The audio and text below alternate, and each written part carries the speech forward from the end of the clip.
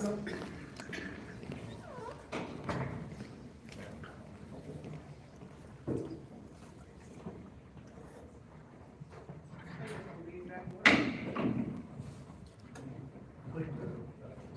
Eric Mounts to testify. Please raise your right hand. Please solemnly swear or affirm the testimony you're about to give will be the truth, the whole truth, and nothing but the truth, and nothing but the I do. truth. Please state your name for the record. Eric Mounts, M-O-U-N-T-Z. And Eric, can you identify your CVs? Please put your microphone on. Can you identify your CV as Exhibit A9? Yes, that is a copy of my CV. And what's your professional licensure? I have a Bachelor in Science in Civil Engineering from Widener University. I am a registered professional engineer in the state of Pennsylvania, as well as hold certification as a professional traffic operations engineer.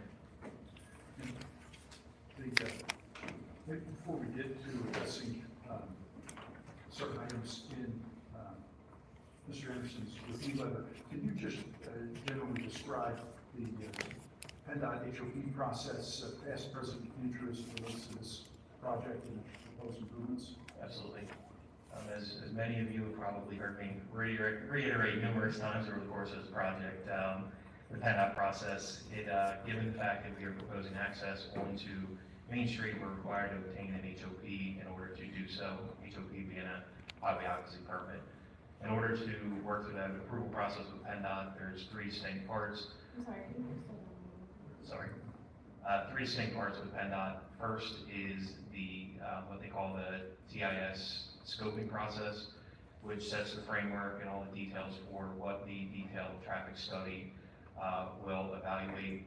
At that time, things like access for the development, the anticipated uses for the development, time periods to be studied, intersections to be studied. That's all discussed at that time and usually agreed upon between our development team, PennDOT, and Township. In this case, Scott and his office will have been involved in the scoping process. Second part of that process is once scoping approval is granted, we do the detailed traffic impact study.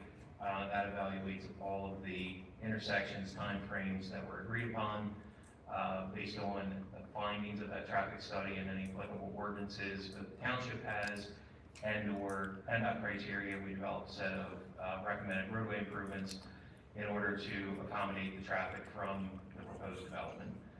Once the traffic study is approved and that scope of improvements is identified, we then move on to detailed design plans for access points, turning lanes, traffic signal improvements, things of that nature. And ultimately, once those plans are approved, PennDOT issues the permit in order to construct the improvements and take access to their roadway. As it relates to that process that was described for this particular development, we have, as you're aware, been working with both PennDOT and the township throughout this process for a little over 2 years at this point.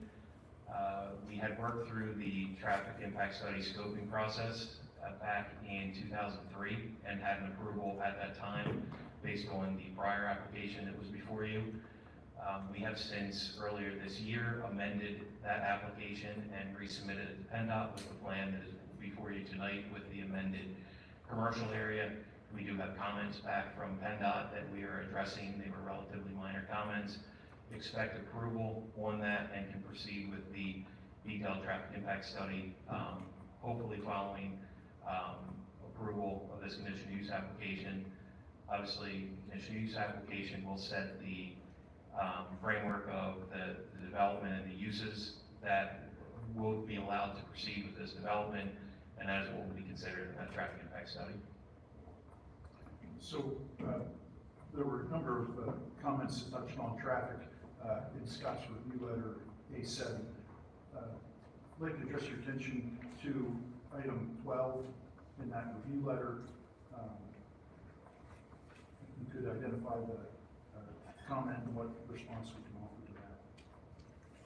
So, comment 12, again, the township may want to consider establishing the condition for the traffic impact study to include the evaluation and implementation of all traffic signals along Main Street, SR 23, and determine a coordination or timing plan to improve the traffic flow in this corridor. This does touch on prior testimony from this evening, with respect to traffic study is evaluating, existing traffic signals, signalized intersections along the Main Street corridor, from the eastern limit being Twin Valley Road, western limit being Morgan Way, and the other, signalized intersections in between. We anticipate that that is going to include looking at how we can better implement timings and coordination between those signals in order to improve progression of vehicles along Main Street. We are committed to doing that. We did touch on the potential condition that was discussed at the Planning Commission and a potential condition that applied to this application, such that we will look at working with PennDOT and the township on the implementation of the optimized timings and coordination, as well as the consideration of the $70,000 contribution towards to the township towards improvements as described with respect to improving that progression. Can you identify or can you address item 13 from the review letter and the response remark to that? Yes, comment number 13 stated the access points on Main Street SR 23 are subject to the review and approval of PennDOT. However, the township may want to consider establishing a condition for the design and location of these access points, as well as the drive aisles and access points from the non-residential lots to Road A to minimize the ability of vehicles to use these paths to avoid the traffic signals at Road B. So as I indicated, we have had the scoping application submission to PennDOT as well as meetings with them to discuss the application. That did include the access points to Main Street, which again is a PennDOT-owned roadway. PennDOT has generally issued concurrence on access points. Just to reiterate again, main access for the development being Road B, serving as the fourth leg of the existing signalized intersection with Main Street and Crossings Boulevard. To the east of that, there would be a additional unsignalized driveway that would provide for full movement access to the development, meaning both movements in and out at that location. On the western side of the Road B intersection, there would be an access to serve the commercial area that would be a enter-only driveway, so left in, right in, but entering movements only for the commercial. The only change that has been made on the current plan as opposed to the prior approval with PennDOT that we are still coordinating is on the western limit of the commercial property, there is a proposed right out only driveway that we are proposing based on some coordination with some of the commercial users. The intent of the driveway is to try and provide for a more direct route for traffic desiring to exit and travel to the west rather than circulating back through the internal parking lots with commercial, ultimately back to the signalized intersection at Road B, looking to provide that right out only, again, just that one movement in order to try and spread the traffic out a little more and better serve the commercial users on the western end of the property. Maybe just to key in on that point a little bit. With respect to that western right turn only exit, that doesn't line up with, can you describe sort of how that's lined up with the various entrances off of Road B to the top of the commercial property? Yeah, I guess in general, I appreciate it. As far as that specific comment 13 in the letter, and we're trying to preclude cut-through traffic. We did have detailed conversations with PennDOT and the township on the enter-only driveway, and PennDOT's big concern was to not have that design in such a manner that the traffic could turn. So for example, if I'm traveling from center of Morgantown east on Main Street, they didn't want traffic turning left there and cutting through with a direct route to be able to access Road B to get to the residential areas. So the design that is presented on the site plan for consideration, that subject driveway for the enter-only movement serves the commercial area but does not have any direct access through the commercial area. For a cut-through movement, you would have to come in, use the internal drive aisles, and then travel either east or west internally into commercial to access Road B, eliminating that direct cut through. With respect to the right out only, again, it is not in direct alignment with any of the access points from Road B, or associated drive aisles. We acknowledge, at the planning commission meeting, there was some discussion about this, trying to make sure that driveway is designed to the greatest extent possible in order to prevent cut-through traffic from Road B to that driveway. And we've committed to working with both PennDOT and township engineer in order to accomplish that. Could you address item number 14 from Riverview Leonard? Yes, item number 14 was touched on by Mr. Otero during his testimony. But again, the comment, the location of the exit only driveway under Road B from the gas convenience lot does not appear to comply with the following requirements. Item A, paraphrasing, was related to the site distance, which Mr. Otero described. I had some consultation with him on that, as well as some discussions at the planning commission meeting. I agree that the three-way stop control configuration for that intersection that was described in Mr. Otero's testimony, I believe makes sense for that intersection in order to control the entering traffic and keep that moving, as well as control pedestrian crossings in that area. Under that configuration, I do not think site distance will be an issue for a vehicle exiting from that driveway onto Road B, as they would be exiting the driveway to a stop control condition and then exiting looking to the left to another stop control intersection, so you're not going to have any turning movements of significant speed being made in that area. Touching on item B, which was not specifically addressed, it says in accordance with section 500-32.d, the location of exit and entrance driveway shall be planned to interfere as little as possible with the use of adjacent property and with pedestrian and vehicular traffic on adjacent streets. The center line of the access driveway to any public street shall be located at least 75 feet from the intersection of any street lines. We have considered the comment and that 75-foot requirement noted. We feel we are in excess of that. Obviously, I think we would have to just confirm with Scott the point of exact measurement, but we think we have, even at the most conservative measurement, 80+ feet of separation distance in that area, complying with that particular requirement.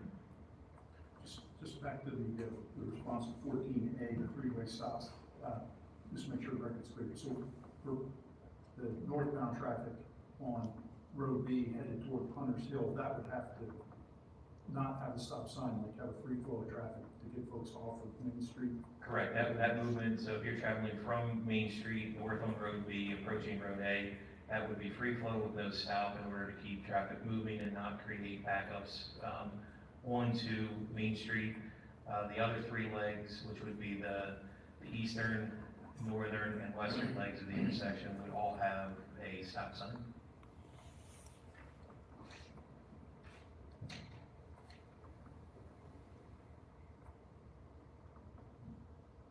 I don't have any additional questions for Mr. Mouse.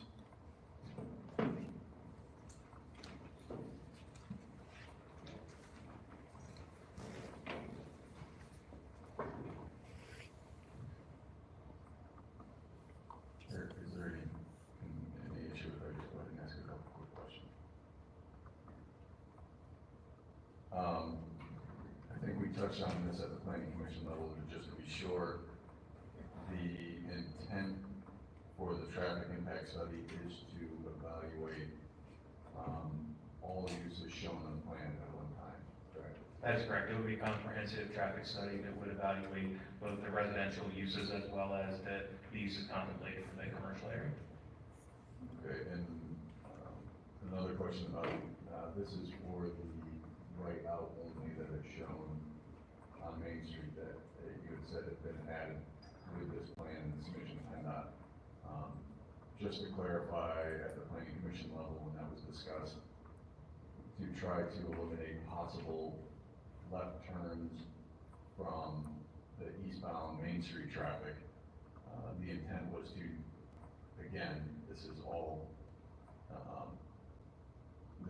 dependent on how PennDOT reviews this and accepts process, but the intent is to have a concrete mountable island placed in the center of Main Street to help prevent traffic from being able to turn left into there, correct? Correct. If you're traveling from the area of the turnpike overpass on Main Street, as you're heading in the eastbound direction there, Route 23, once you cross over the turnpike bridge, it widens at that point to a 3-lane section with a center left turn lane. That portion of the center left turn lane in the area of that proposed right out driveway is not serving any other turning movements or development driveways, particularly if Willow Glen Road is relocated. So the thought is that center area could be utilized in order to provide a mountable concrete median that would actually physically prohibit anyone from making particularly left turns in, left turns out of that driveway. Left out was the biggest concern from PennDOT. Obviously, the right out is a pretty easy movement for people to make. The concern was left out across Main Street. So the thought was if we can utilize that area to put that median in there, that would provide that physical barrier and hopefully make sure exiting traffic is making only a right-hand turn. All right, thanks. One quick question, and this is about the right out only onto the extension of Hunter Hill between the signal and the new four-way intersection. That right out entrance, you had said that you believe you can have about 80 feet separation. Has it been looked at to possibly locate that further from that intersection, in other words, closer to the signal? Is that feasible, or has it been looked at? So it has not been looked at this point. It's something we could certainly, as commercials develop, look at the exact location of that. With respect to the concept plan that's included the conditional use application, it has been located where it is because it falls in line with an internal drive aisle for the user on that lot. So if you look at that lot and where that driveway is, it would serve an actual drive aisle. Instead of, for example, if it was pushed south closer to Main Street, based on that plan, it would be taken, basically the access would be, I'll say, to the side of the building, not necessarily in a drive aisle. And then it was pushed to, again, it's that fine line between not obviously having it too close to the signalized intersection and cues from the signal blocking it. So we acknowledge it'll have to be worked out as we work through the commercial land development process and detailed design. But as we have it located, like I said, we do feel that we do meet that minimum 75-foot separation. That was all the questions I had.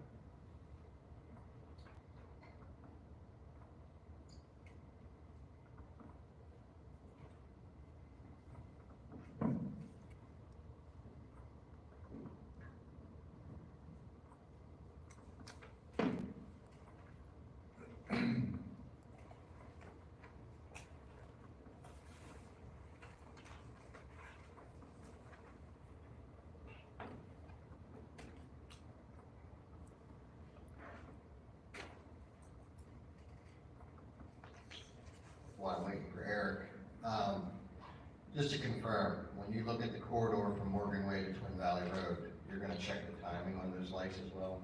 We will. So, and just a little bit of detail on the traffic study. Last time we reported the prior process, we had done traffic counts at that time.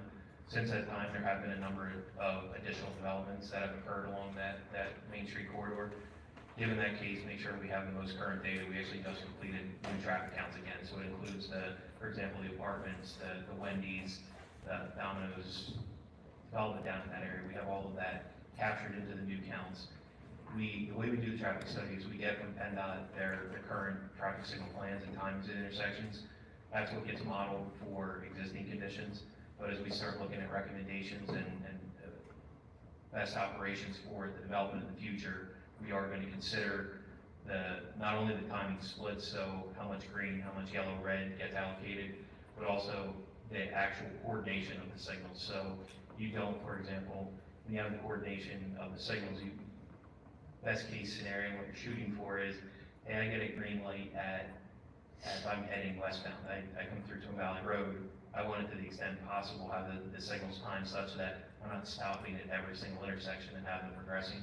So we are going to be evaluating that as part of the traffic study, but then also as part of the detailed traffic signal design.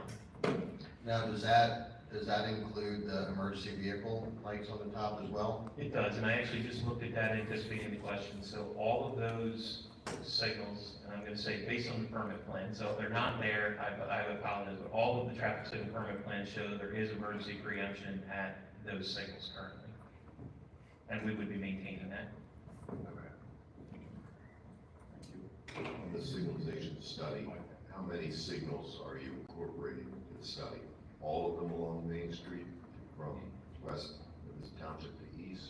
Or a It is, limited number? so what was mutually agreed upon between PennDOT and township staff, and I'll just start, I'll go east to west, the easternmost signalized intersection, and I'll just hit the intersections we're studying in the traffic study and then note if they're signalized or not. The easternmost intersection is Twin Valley Road, which is signalized. Heritage Drive is signalized. Crossing Boulevard is signalized, and that will serve as development access. Willow Glen is being analyzed in its existing configuration, that's unsignalized.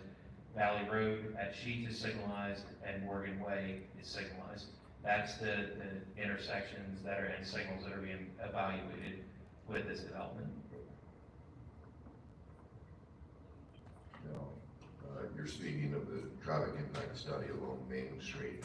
How about with regard to the proposed road A? I'm assuming that it's going to be a township road. There will be a traffic impact study completed for road A at some point during late development as well, correct? Yeah, we will coordinate with Scott and his office on the extent of what information from a, I'll say, traffic planning perspective or analysis that he would like to see in that regard. And that will yield things like speed limit, warrants for stop or traffic control devices, traffic calming issues along that new stretch of road A. And presumably, the question being, in order to adopt ordinances, to enact those and enforce them, that type of thing. I mean, touching on earlier testimony, that will also include the coordination with Scott on the pedestrian crossings and the appropriateness of those and safety of those and locations and whatnot.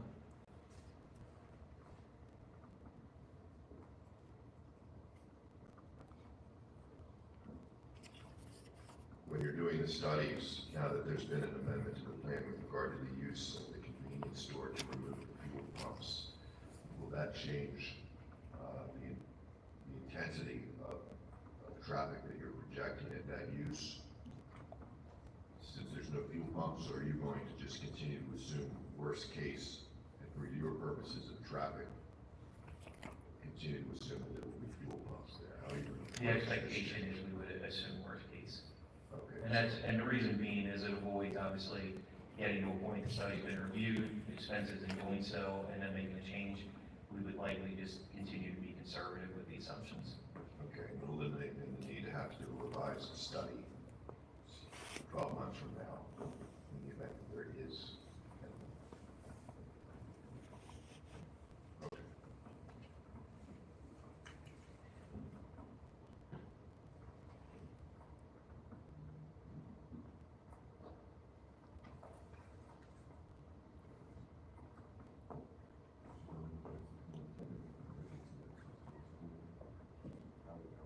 Yeah, we can bring it up, but we already talked about it. Well, we didn't do that, Gary. What's that? We're pretty much done, that's not. Yeah, we don't have to worry about that, that's the access to the high school, we were talking about that earlier, you know. We don't have to talk about that.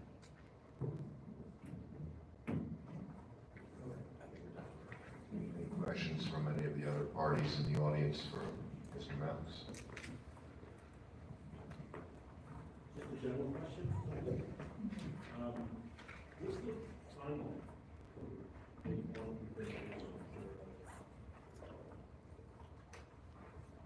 That's a general question, anything, we'll get to it, I think, but for Mr. Mounts, for traffic-related questions, anything for Mr. Mounts? Let the record reflect, I see negative shakes of the head, so Mr. Mounts is completed. Then we have a general question on timing or timeline. I don't know if Mr. McEwen or Mr. Halls could address that question.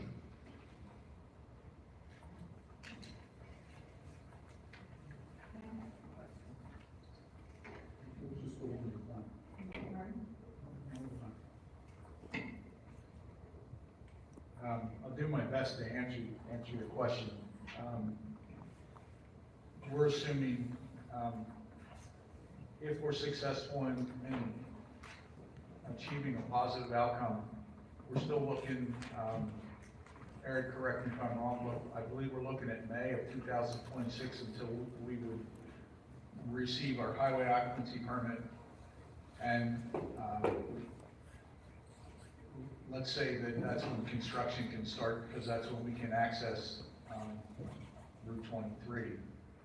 A few months for site work and vertical construction on commercial and residential would be late in 2026. Absorption, I can't really speak because we haven't really looked at from a sales standpoint at what absorption would be if the economy is consistent with what we're seeing now. Between the townhomes and the single families, we could be selling anywhere from 2 to 4 units a month, so that's probably 3 years until the residential would be finished. And please don't hold me to that. I wasn't prepared to answer that question, but that's a pretty good guess. And the commercial would finish before that. Obviously, their construction time is going to be a lot limited because of machines. Ms. Beaton, did you have a question? Yes. How's the traffic on that road flows through town? Can you repeat your question, ma'am? How's the traffic going to flow through town? So at this point, as I said, we're gonna be doing a detailed traffic study, looking at Main Street and for the intersections we described. We have to look at all the requirements of PennDOT and the township in order to make any improvements that are needed to comply with the requirements and ordinances for traffic flow. So we certainly anticipate traffic improvements in order to offset the additional traffic from development. What those exact improvements are will be subject to the traffic study. We need improvements. Understood. We need to keep going. We have to keep on going.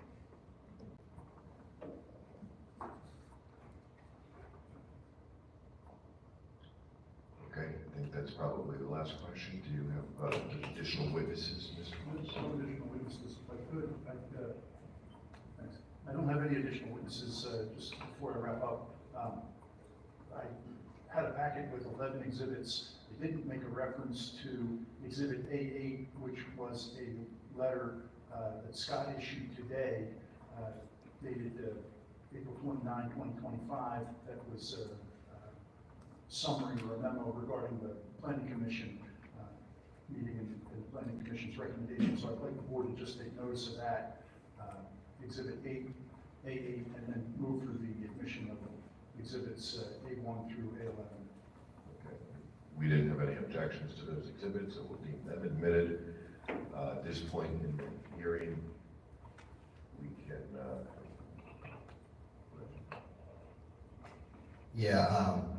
We talked about this briefly, but during the planning stages for the public utilities, I just like to make sure that we stub something for future up toward the school area somewhere. So I'd like to put that in as a condition at some point. Right, we did talk about that, and where that stub would be off Road B between our last proposed lot and the first lot in Highcroft. There's currently a gas easement and a gas line that goes through there, and there's also a 12-inch water main that currently exists and goes behind the back of those houses, which eventually will part that goes behind our proposed homes will be removed, and it'll be replaced on the front of the homes to serve both sides of Road B. But that's where it would go, and, yeah, I appreciate you asking that question. No, I want to plan ahead because, I mean, currently the school has their own septic system, they have their own treatment plant, and you guys are using wells, so I mean, at least it's stubbed up that way in case you guys ever have to tie in. That, in the long-range plan for the school district, that, my understanding, that's something that they've already talked to the water authority. Okay, And- well, I just want to plan And ahead. they If we reached put out this to development, some- we have the, you know, opportunity to take it up that way, let's plan on it. Well, Aristides will remember that and make sure he puts stuff. Thanks for the question. Thank you. Good point. Is there any evidence the township engineer wishes to present that has not already been addressed or covered? I don't think anything further. And to the two parties, any evidence or sworn testimony that you wish to present, this would be your time to do that.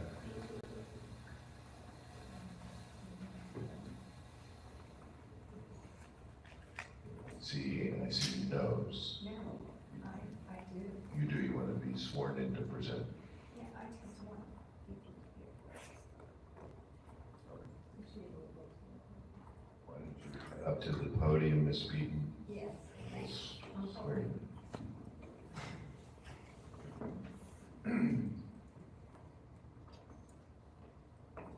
Please raise your right hand. Please raise your right hand. You solemnly swear or affirm the testimony you're about to give will be the truth, the whole truth, and nothing but the truth, so help you God. Please state your name to the record. Patricia A. Dowler, McEwen, Beaton.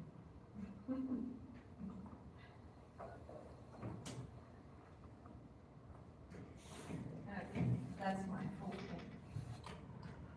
That's my full name. Okay. Good evening, since I didn't have a chance to say good evening. All of you, I came here because I wanted to give a senior citizen's viewpoint. You know, not that I'm against progress, because I'm not.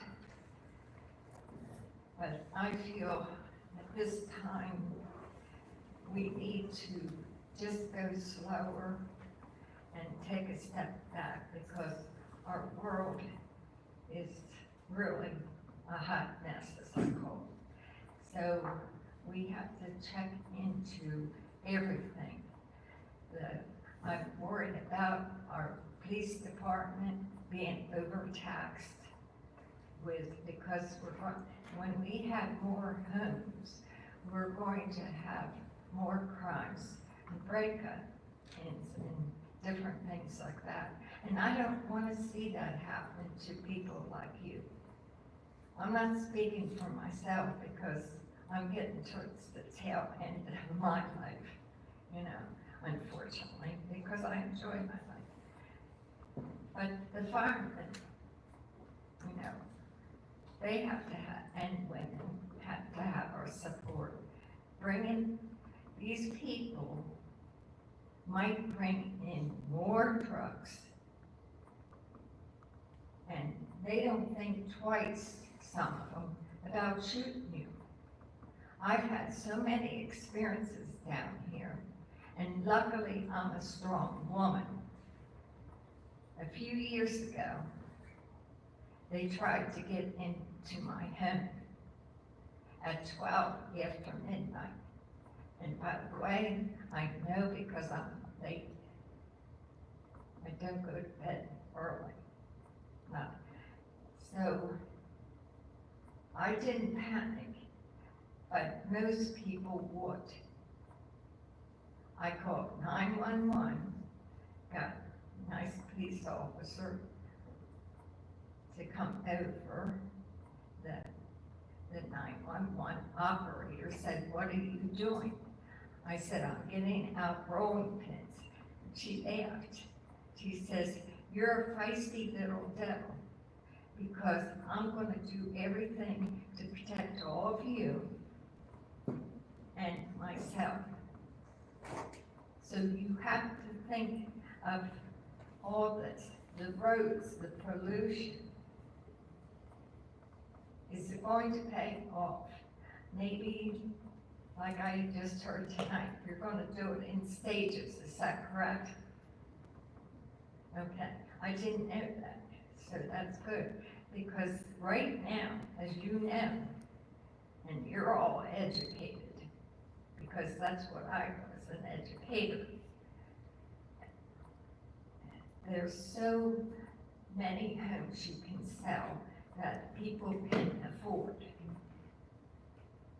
You gotta consider that too.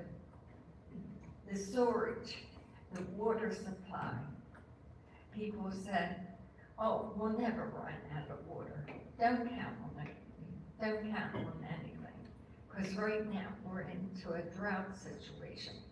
I'm just pointing things out that you, as intelligent people, I respect, have to think about. Because, like I said, I don't want anything happening to anybody. So, I lived in downtown, in Coatesville area, so I was kind of a city girl. We left our doors unlocked. Isn't it a shame I have to lock my door and keep a can of spray and a baseball bat? Because I'm gonna protect myself. So think of all this stuff and be careful who you bring into our wonderful area. My mother was a farmer. They supplied food, you know. So more of the land in the United States is gone by the wayside. And more young couples, the ones above me, they hardly can afford to stay there anymore. I am fortunate, but as speaking for other senior citizens, they aren't as fortunate as me. Because they're losing their homes. So let's all take care of each other, work at a slower pace, make sure what you're doing, and try to do it the right way.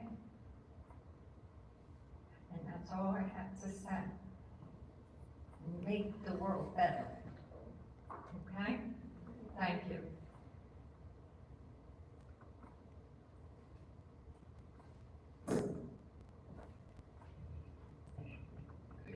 Any rebuttal from the applicants? No. Then I think the evidentiary portion of the hearing is over. You can take additional public comments from any non-parties. If there's anybody in the audience that wants to offer their opinions to the board, and this would be the time.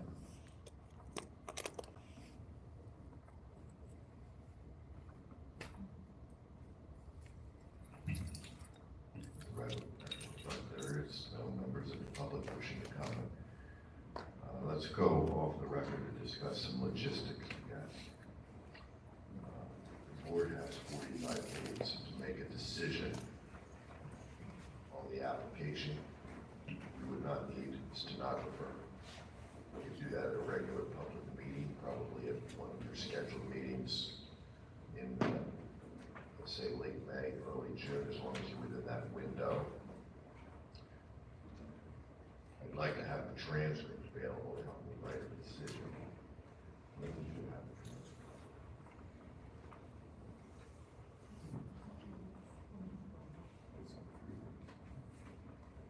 So we should have a transcript roughly in 3 weeks.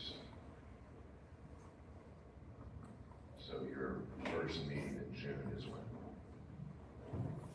June 4th.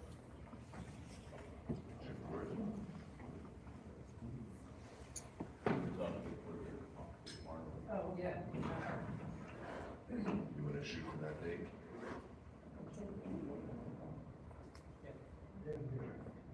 So we will shoot for a June 4th decision. So if anybody is interested in hearing that decision, you would come to the Board of Supervisors meeting on June 4th. And the board would vote So let's go on record, I guess we can announce that. So after some discussion and looking at calendars and considering the timeframes and deadlines required by the MPC,